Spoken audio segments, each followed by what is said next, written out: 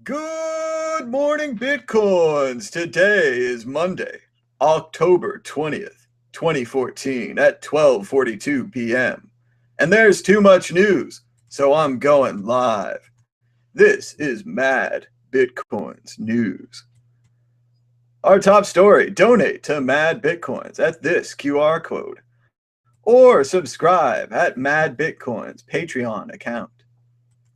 The price of Bitcoin is $385.29. Litecoin is at $3.90 even. Bitcoin investment firm collapses due to alleged hacking. Management disappears. Bitcoin Trader, a popular arbitrage service in the Bitcoin industry, has collapsed, leading to the loss of customer funds and escalating investor concerns about the genuineness of many Bitcoin companies. From the International Business Times. Mintpal's 3,700 stolen Bitcoin, likely in the hands of alleged scammer Alex Green. Where is the money from Mintpal? Is it in this bag? Better check. Bitcoin hoard, no remedy for negative cash flow. Australian-based Bitcoin mining company Digital CC Limited, which trades as Digital BTC, has claimed cash reserves of 4.36 million, but now has a negative cash flow of 261,000 Australian dollars for the quarter. From ZDNet. Kraken to launch Bitcoin ops in Japan this month. Congratulations to Kraken and CEO Jesse Powell, who's taking the exchange to Japan.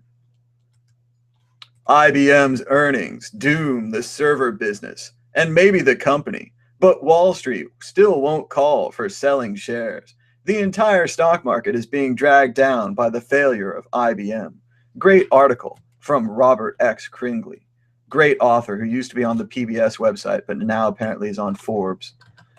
What the heck is going on at Keene State? Well, there was a pumpkin fest, and then Riot police deployed tear gas, pepper spray, and a bearcat against Keene State partiers. The partiers took to the street and apparently jammed 4,000 people in a small backyard at one time. Here they are dancing on top of an overturned car. Apparently the pumpkin fest was more than the students could handle. Keene State students clean up after riot. Much respect to the Keene State students who came out to clean up the mess that their fellow students made this weekend. Good work. Apple Pay aims to shut your wallet for good. The major news organizations are suddenly learning about the war on wallets being led by Apple Pay, which will foolishly lead in to Bitcoin payments. Apple Pay is too anonymous for some retailers.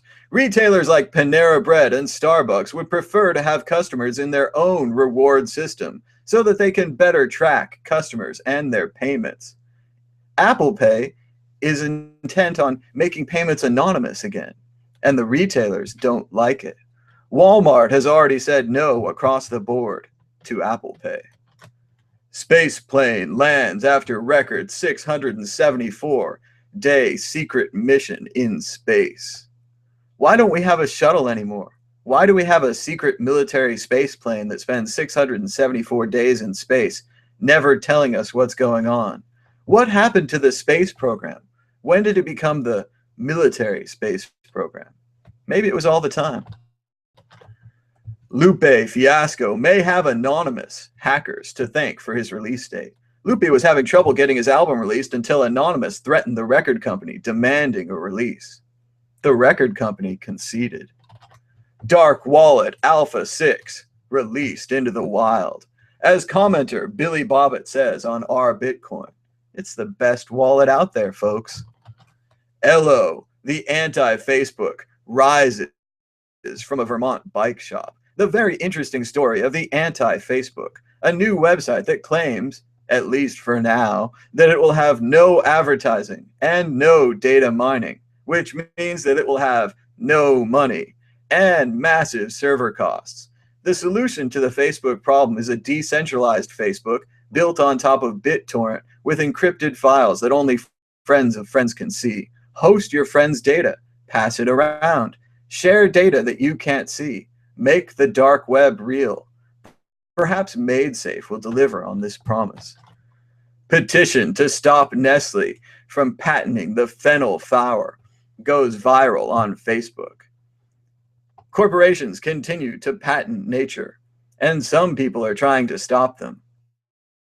Good luck with that. Great show from John Oliver, Translators. John Oliver explains how translators in Iraq and Afghanistan have been left behind by the American military. They're given endless forms to fill out and have to wait about 1.5 years to get their visas, which are often denied then for no reason. Their families have been hunted and killed. These are men and women who volunteered to translate for the American military, making them safer, helping them understand local customs and where landmines are. But when it comes time to pay them back, and at least let them live out their lives without threats of death and fear, the government fails them. Great report by John Oliver. Last week tonight, John Oliver, Supreme Court, now with dogs and cats. The Supreme Court foolishly does not release videotape of their events. And John Oliver has taken them to task, taking the audio from the Supreme Court and adding cute pictures of dogs, cats, birds, and chickens to make the proceedings more watchable. He's also publicly released the dog and kitten images in a pack so that you can create your own Supreme Court audio files, now with video. Chess.com has a Bitcoin sister platform called Gambit.com. Gambit is where you can bet very small amounts on games of chance like backgammon and reversey. They don't have straight skill games like chess because they figure people will cheat, but it's fun. They had Monopoly first, then they're never going to have casino games. They're never going to have straight skill games like Go or Reversey or chess, but they're starting off with cribbage, billiards, dominoes, and the, I can't imagine why, heavily demanded rock, paper, scissors. Best of luck to Gambit.com, and congratulations for all of their success with Chess.com. It's a great platform. 1 in 4 millennials trust no one with their money. Fidelity survey finds. That's 25%. Are you listening, banks? 25% don't trust not just banks, not just credit cards, not just anyone, but no one with their money. You'll have to wonder if the millennials end up using Bitcoin. Until next time, this has been Mad Bitcoins. Mad Bitcoins. Mad Bitcoins. Don't forget to donate to Mad Bitcoins with a QR code on your screen right now. It's okay. You can pause it. Or subscribe to help Mad Bitcoins at patreon.com/madbitcoins. Right now, we're pulling in a kingly $140 a month from our 19 subscribers. Every little bit helps. Even $5, $10 a month, if there were hundreds of subscribers, would be more than enough to pay bills. Or donate to this code right now on your screen.